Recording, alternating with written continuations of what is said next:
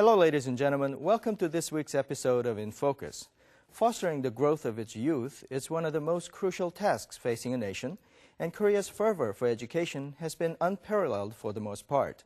However, its universities have not fared well in the Times World University rankings, falling behind especially in the globalization scale.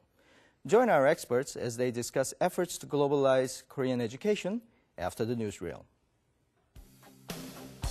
According to the International Institute of Management Development's World Competitiveness Yearbook 2010, Korea's overall competitiveness was ranked 23rd out of 58 countries, but its competitiveness in education remained in 35th place. The lack of globalization remained the cause of this poor showing in education.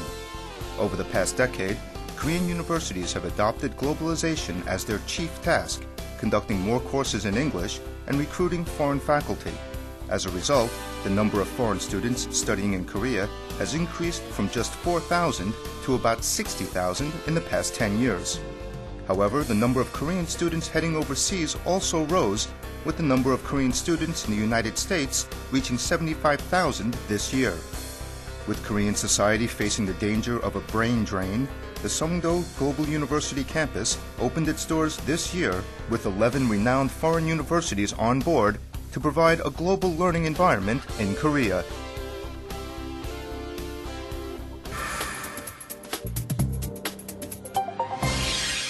We're back.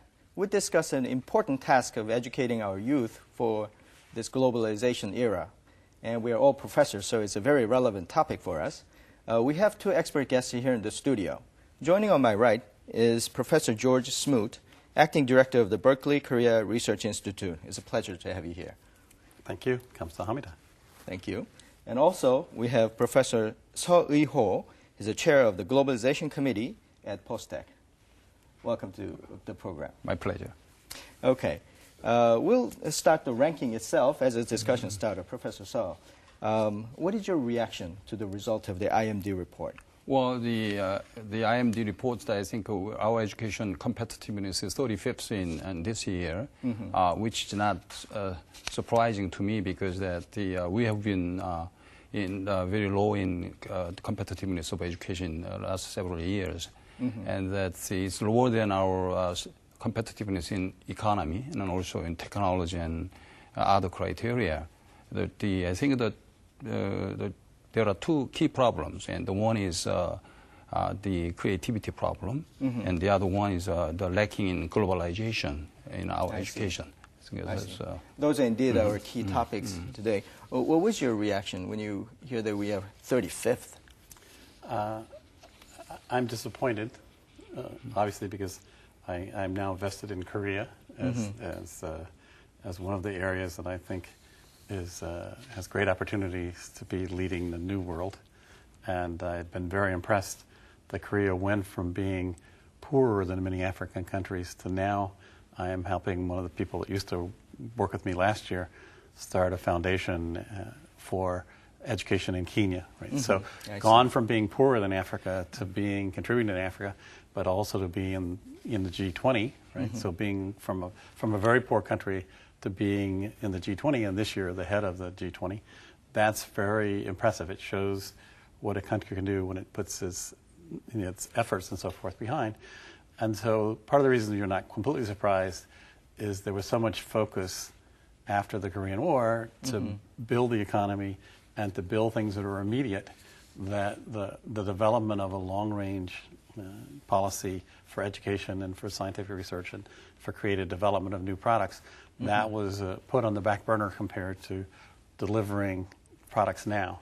And so it's time that Korea is beginning to face that issue and start to build for the fact that it's now moved out of the developing country into the more developed country phase, but still has a way to go before it's at the level. And it's facing severe competition on all sides. And so it has to have a very careful plan and very careful work development to make sure that it keeps a leadership role and keeps developing well given the competition around it. One of the disparities people point out in this aspect is that our primary education has always been highly ranked. But when you get to the tertiary education, university educations, we're falling behind, as we have discussed. Well, why do you think is the case? Well, that's a good point. That I think if you look at the result of our teenagers, in science and engineering, science, mathematics, like that, they are doing very well in international competition. I mean, but if you go to tertiary education, like college education, the ranking is pretty low. So, as I pointed out earlier, that the globalization and the creativity problem, that because that the college entrance exam is so tough here in Korea. So high school and junior high school students work, study hard, like 10 hours more than, people say that you have to sleep 5 hours only to get into the good college. I mean, that kind of situation makes, students have a really memorization oriented and also a lot of cram sessions here in high school and junior high schools. So that really damaged the creativity of the Korean young people. So in college, when I teach my students that they are not really creative enough to really apply the theory into reality. So that in college you have to learn certain domain, and then you have to apply that domain into reality. But I think it needs a lot of creativity there. I see. I think the part of the discussion is it's our fault because being professors, the way we teach would be one of the things that we should be looking at. I would add to Professor Soma's said, I see the evidence that there's very hard push and pressure on and by the students until they get to college, but it is very focused on doing well on the exams and getting into college. And you can understand that's something that was from a time when getting into college guaranteed you'd get a good job and so forth. But as hard as the entrance exams are, 85% of the high school students are going to college. So going to college doesn't guarantee you'll get a great job because 85% of the people are going to college. You actually have to learn skills and so forth. And this is an experience I saw with some Korean students at a university that I'm not at right now, where I saw the students who were coming in sort of relaxing and having a nice time, but as they got closer to graduation, they started buckling down to study again because they realized they had to get a job. And that's a change that the parents and the people have to realize, that just getting into college doesn't guarantee you have a good life after that. What it gives you is the passport to learn and to develop that. And I also agree with Professor Su that there is not enough emphasis on creativity, that is, learning to think and learning how to learn rather than just memorize.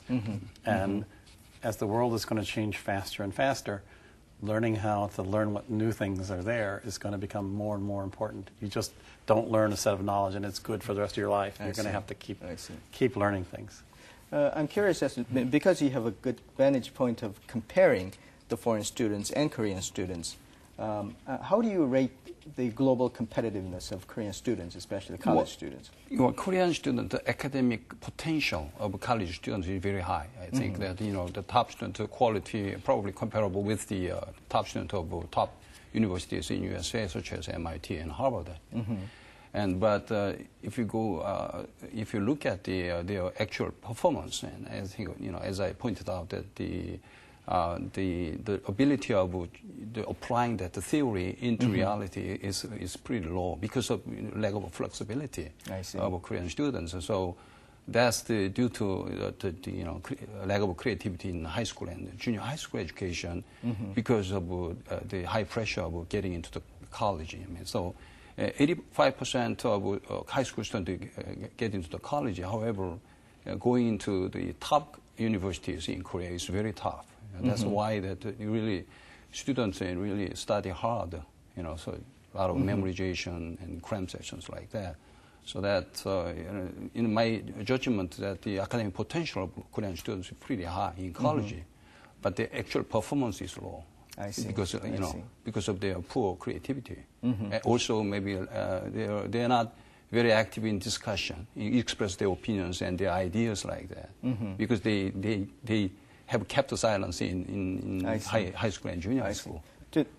With a deference to this, the teachers, I guess, But has it been your experience? How would you rate the performance and especially the cultural aspect of the student life in Korea? Okay, so it's interesting. I'm teaching at Ewha Women's University right now, and I'm also teaching almost the same course, a very similar course at the University of Paris this year. And the contrast is quite noticeable. Well, first of all, at Ewha Women's University, it's very unusual when you come into a class and it's 90% women, right? So I have one male student and all the rest female students in this particular class.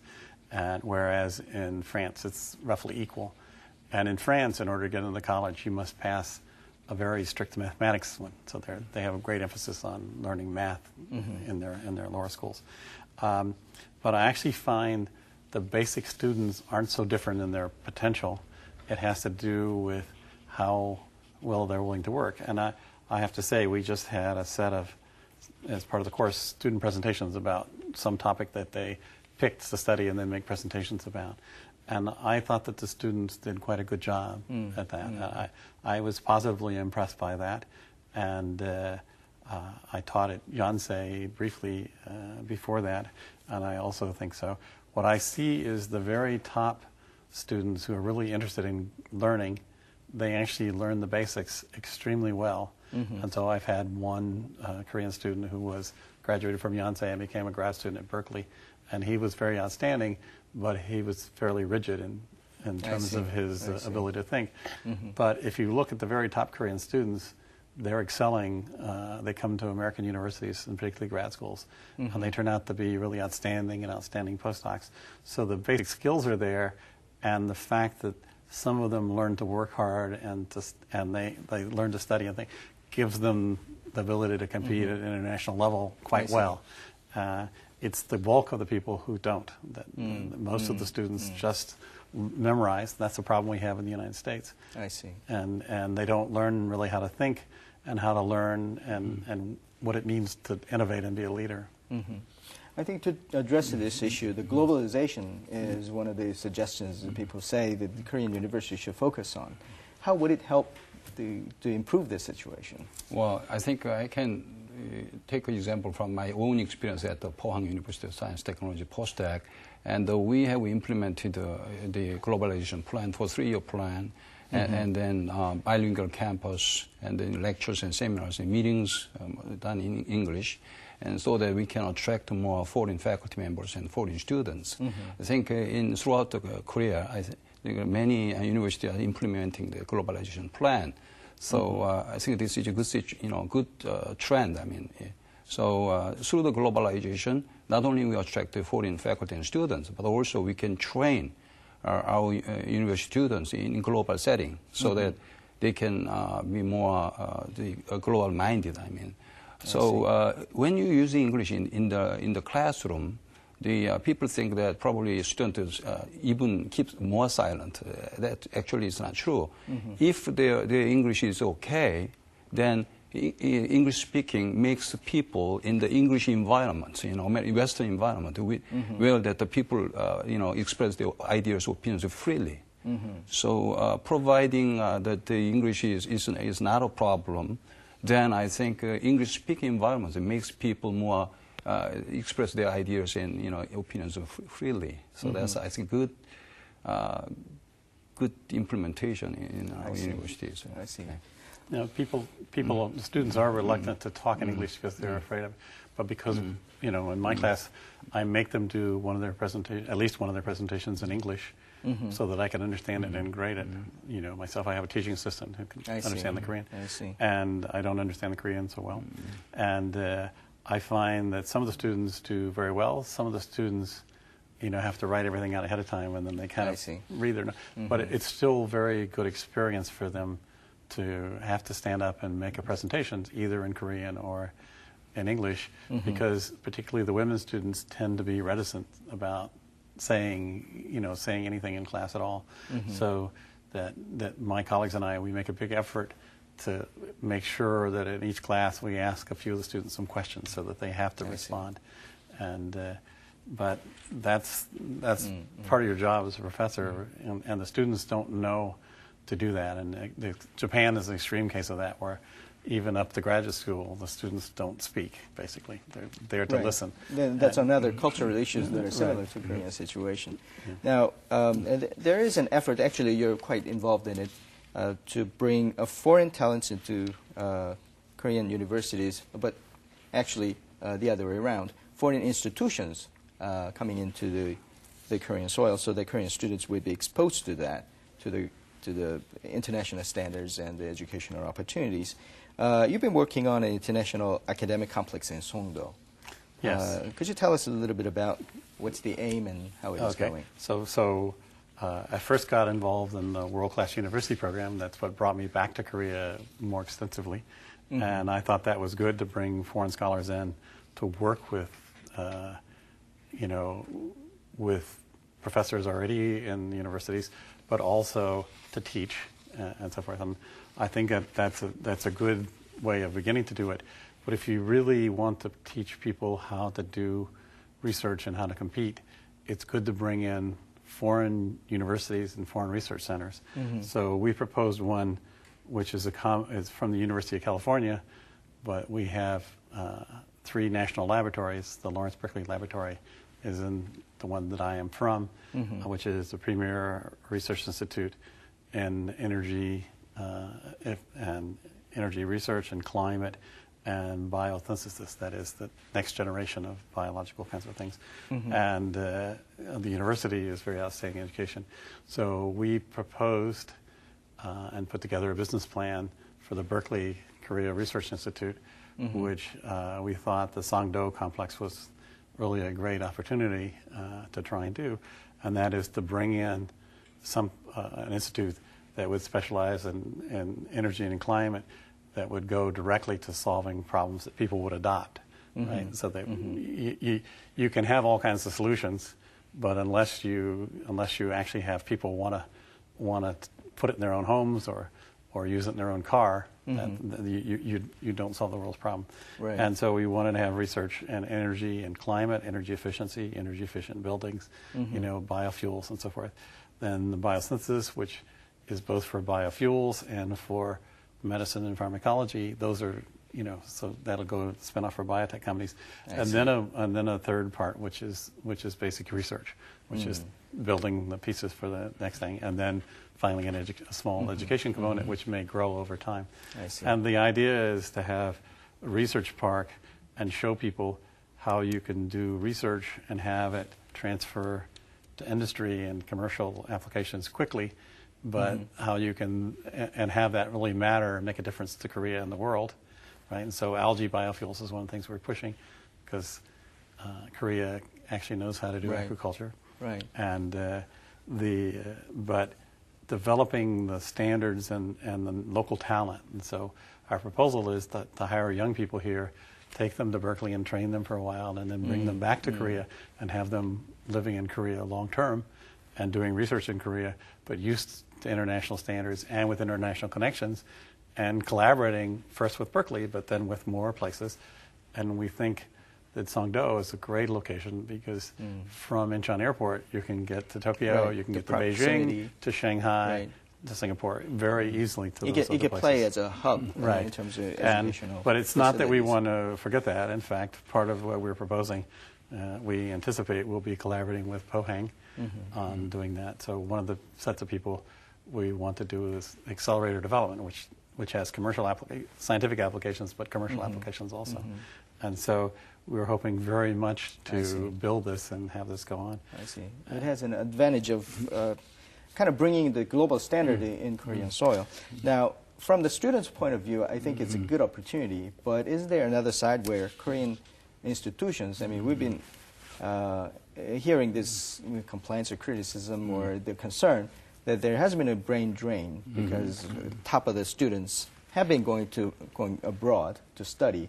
Now, even in this Korean soil, if we are getting a brain drain to either Songdo or the global institutions, that would not be a very good news for the Korean institutions at this point. Well, in short term, probably that's true that probably the foreign institutions and in Songdo, wherever it is, probably take some top students off the top. the universities in Korea. But in the longer term, I think it is a very good sign for opportunity for us, because top universities like UC Berkeley, for example, and when they come here, that I think they set up the international standards, and then the Korean universities are competing with those universities. When those universities are outside Korea, say it's a little bit, because they're so far away. But it's now inside Korea, the competition is becoming reality. Right. So that I think that's very good for opportunity for the Korean university raise their level. And also, I think there are many parents who are sending their children to overseas, and that makes some family problem like that. So I think this is a good chance for them to send them to foreign institutes inside Korea. So I think overall, in the longer term, it's a very good opportunity for Korea. Let me add to that, because I think there will be some competition for the best talent and between, and I think that'll be healthy. But my anticipation is that somewhat more than half of the people we hire will be not Korean. They'll be foreigners. So already at our institute in Ewha, we're about 60% foreigners, and in terms of the new hires and so forth. So we're just hiring now a professor to the university who's Indian, right, but very outstanding, but he's coming for a long-term job here. And our anticipation is that we'll be hiring Japanese and Chinese and Indians and Mongolians, or whoever is the best. You look for the best talent. The reason people go overseas is because there are better opportunities overseas in other places. Right. You have to create better opportunities in Korea, and people will come there, right? So we're seeing that in the case of engineers that used to come to the United States to find, for education and find jobs and stay there. Now they're coming for education and going back to India because the job opportunities are there. And I see.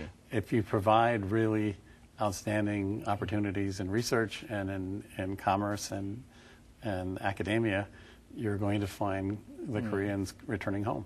I see. Let's bring this discussion back to the issue that you're raising, the creativity and passion that Korean students, for cultural reasons or for whatever reasons, lacked. Do you think this will address those concerns that you had? You think bringing the foreign institute to inside Korea makes probably help the Korean students to raise their creative level, I guess, because, as I said, that the competition. So, because of competition, in Korean universities must wake up. I mean, they have to work hard. At postdoc, for example, we encourage discussion-oriented classes. So we emphasize discussion and so that students can express their ideas freely in the classroom. So, because the international standards. So when international standards are near us, I mean, inside Korea, we have to really work hard to, raise our level to the international standards. So that will make Korean students cultivate their creativity, I guess. So in the overall situation is going to be very good for creativity raise. I mean. We're almost out of time, but the last question I would have is that what would be the attraction of Korea for foreign students and faculties come here to do the research and teaching? Right now, in places like India and China, there are not enough universities for the students to go. I see. And so they're coming in droves to the United States and even now to Europe, just because that's where they can go and get an education. And they're eager to become engineers and scientists and business people. And so they're seeking out places for education. But right now there's a tremendous shortage of high-quality universities in the world, particularly in science and engineering. And so I think that there is a market for Korea. I see. And the good thing about Korea is it's very close to the demand, right? which is Asia. We started this discussion about concerns about Korean students falling behind, but it seems like bringing in the global standard and getting up to it by using sort of a market competition principles, it could actually provide our venues educational opportunities for not only Koreans, but for the students in the region who needs it and wants it. I think that has an opportunity for the Korean education going Yes, forward. I think so. With real globalization, you would like students to meet foreign students, see their standards, but also their long-term contacts that branch out across the globe. Right? I see. On that note, we'll have to finish our discussion today. Thank you for your discussion today. Thank you. Thank you. The Korean society enthusiasm for education has created an atmosphere of diligence second to none. However, what creates global competitiveness will be creativity and passion, traits which can only be fostered through a nurturing environment. At this juncture, perhaps, it is important for us to reflect on what the true aim of our education should be. On a personal note, this has been my final episode as a moderator of the InFocus. It has been an honor to host this program, and I take with me many pleasant memories. I hope you have enjoyed the show as much as I have enjoyed being part of it. For one last time, this has been Song Se-ryun for InFocus. Thank you for watching.